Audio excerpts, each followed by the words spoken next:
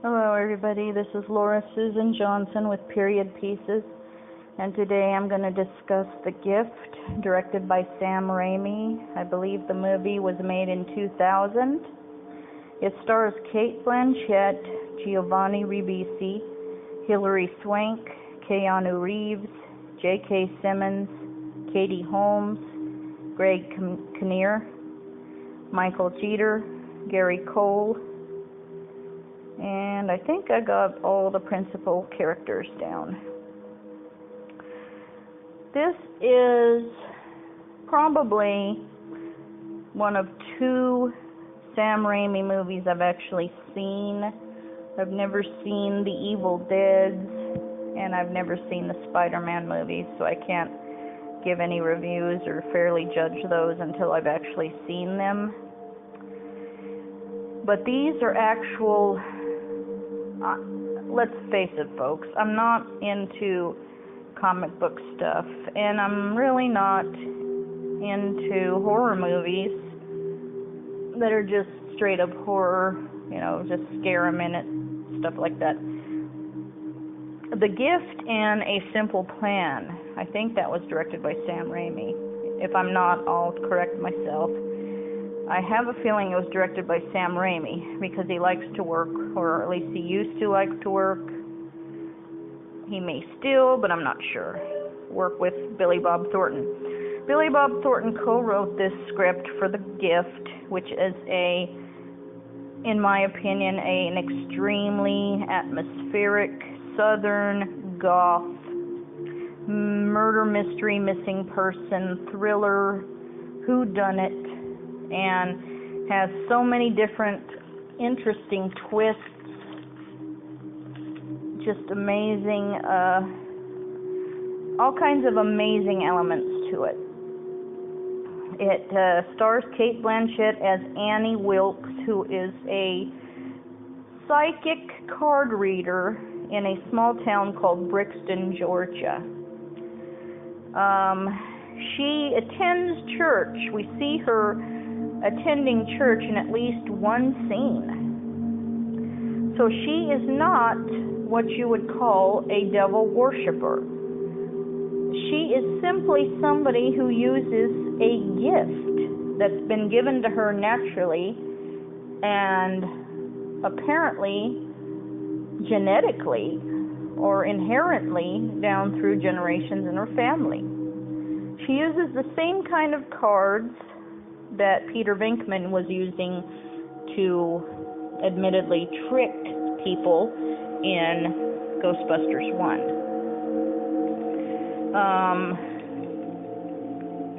But Annie is actually a legitimate card reader. She doesn't do it to trick people or to con people. She only uses it to help people with problems. And she does it honestly, and if she can't really help them, she's honest with them. She doesn't con people out of cash, especially not, outrageous amounts of cash. If they can give her a little bit of cash, she's grateful. She's a widow. Her husband died in the very recent past, like within the last year or so, in a tragic explosion. He was either a driller or a miner or something, and he died. Her three sons take it real hard, and especially the eldest son. I don't know what kind of problems he causes at school, but they're obviously so minor that you only see a very brief scene of her talking to the principal, played by Greg Kinnear.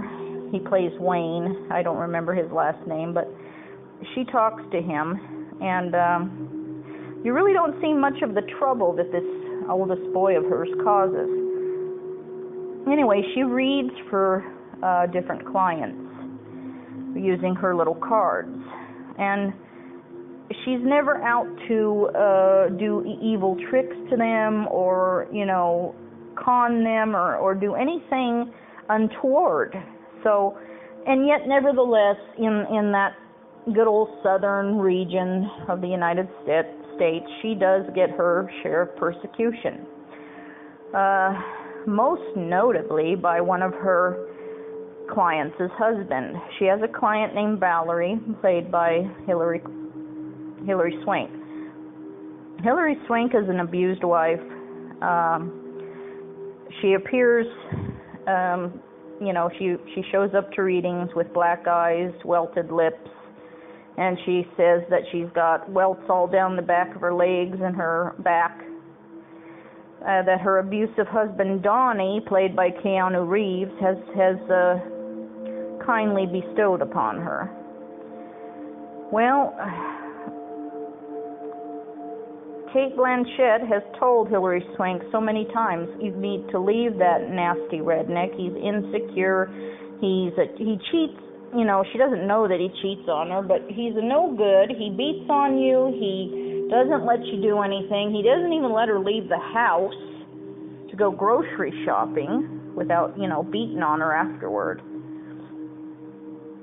And he's just a really awful character, but Keanu Reeves does really good. He does a pretty decent, Southern accent or hillbilly accent, whatever you want to call it. Then, Valerie, of course, does not take Annie's advice at all. She's just she is probably the stupidest character in the movie. Instead of just taking Annie's advice and leaving this redneck, she just stays with him and takes all the abuse he has to dish out. And in doing so, she puts Annie's life in danger because Donnie begins to threaten Annie. You need to quit talking to my wife. You're putting all kinds of ideas in her head, and you're a witch, and you worship the devil, and all kinds of other stuff. He breaks into her house. He threatens her children. Just all kinds of stuff. He's awful. In the meantime, Annie has another client named Buddy, played by Giovanni Ribisi. Giovanni Ribisi is one of the best actors that I've ever seen in following cinema during the late 90s and early to mid 2000s. As a matter of fact, I really haven't seen much of him since the movie called The Dead Girl in 2006, which is a full decade ago. And he's really a great actor. He's been in a lot of stuff, and I don't know where he went. But he plays this character named Buddy, who is very sweet, very soft-spoken, and yet underneath that soft-spoken, almost mentally underdeveloped exterior is this, what do you call it, this volcano of secret rage or just untapped secrets that haven't been discovered yet, that he's been holding all his life. And so many of the characters in this movie are not what they seem. One scene, like the scene where she goes to talk to that principal, Wayne, Greg Kinnear's character, while she's talking to him about these troubles that her son is causing because he's so aggrieved over his father's death, in walks debutante Jessica King, played by Katie Holmes. She and the principal are engaged to be married in a couple of months. Now, it's kind of strange. She's not all what she appears, although you get a hint of her looking at Annie with this mixture of contempt and even jealousy. Does she sense that Wayne and Annie have some sort of chemistry? And why would she be threatened? Annie is a poor woman who drives this beat-up car whose door won't even stay closed. She's living on her husband's death benefits after he died in the explosion. She's a tarot card reader, or just a card reader. I don't know what kind of cards those are. And she's this rich little princess whose dad is, a huge, bigwig in town, and she's engaged to the school principal. And she's fucking a lawyer on the side. She's fucking everybody on the side. I mean, she's this really good-looking, hot babe in town. And Cate Blanchett is just sort of plain Jane. Why is she threatened by her? And yet she does. She looks at Cate Blanchett like she hates her, and yet she sort of pities her too. Threatened by her, and yet pities. I don't know. It's very strange. Katie Holmes' character is another one. Not all what they seem.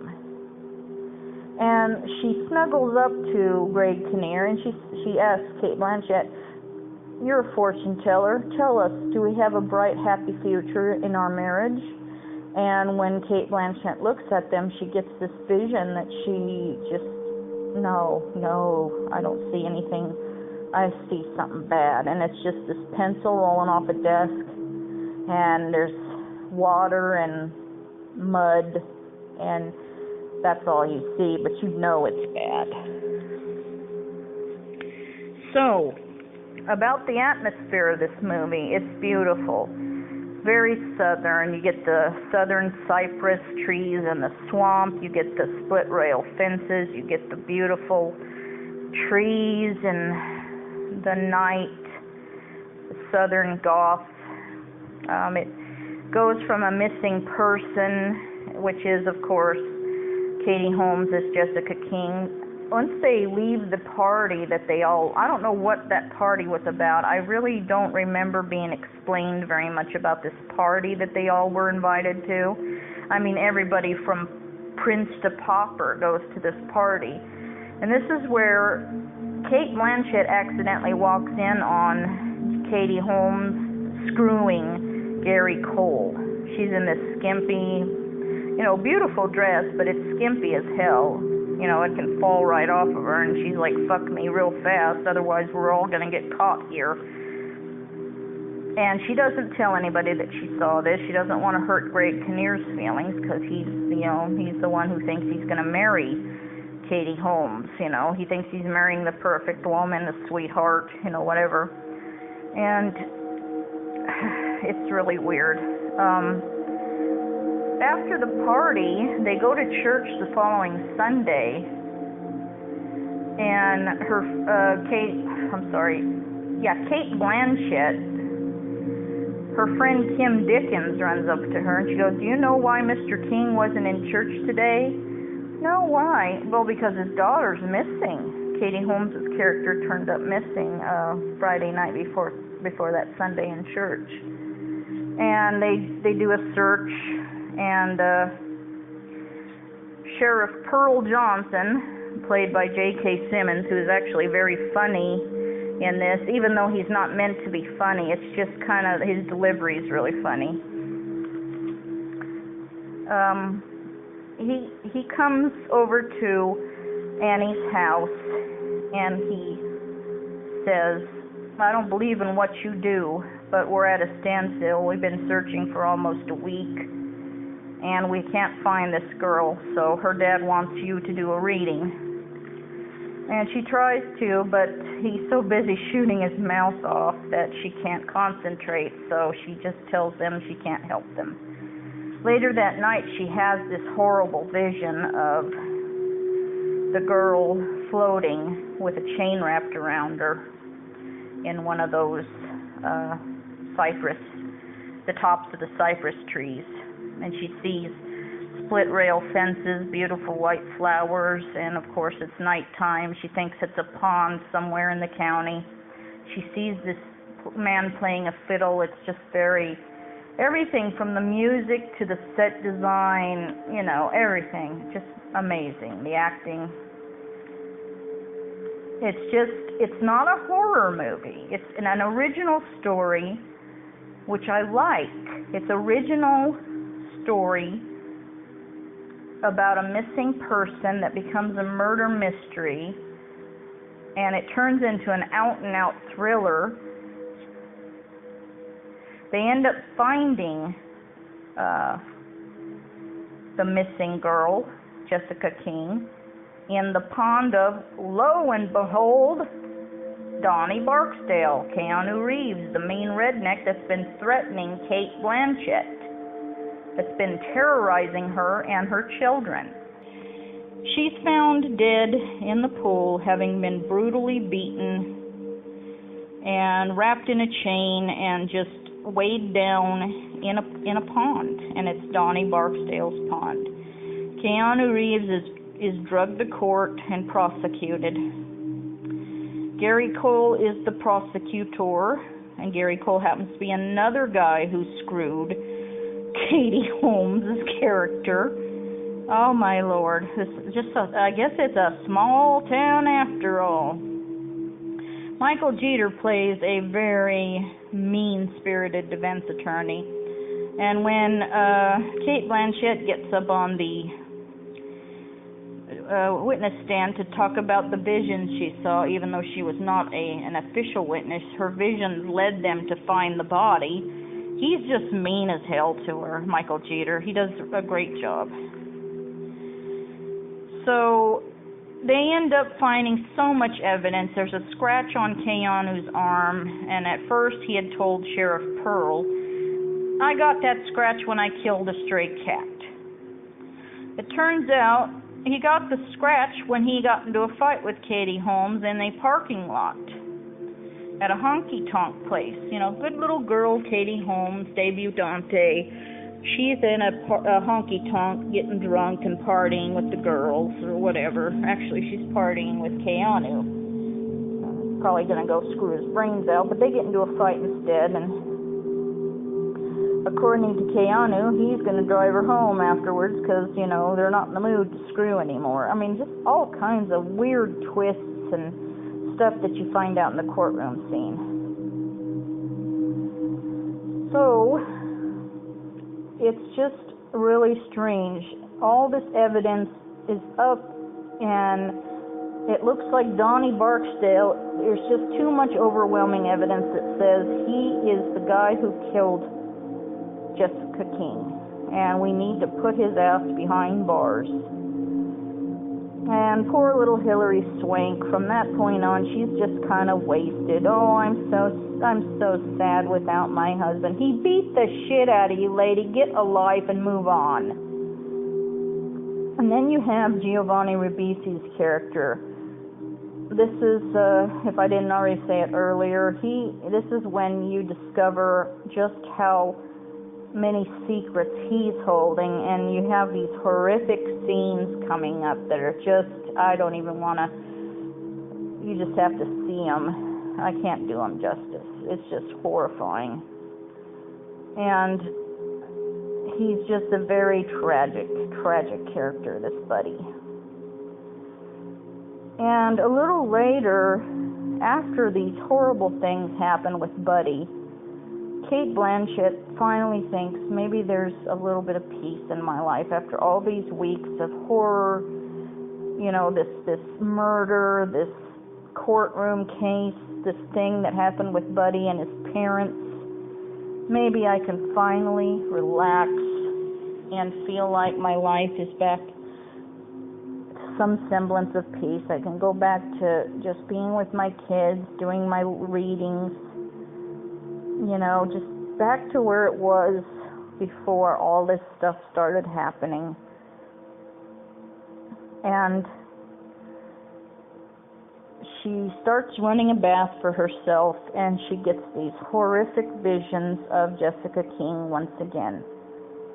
Jessica King sitting in her bathtub, she's still wrapped in chains, she's crying. And she turns to Annie and she says, "Fuck you!"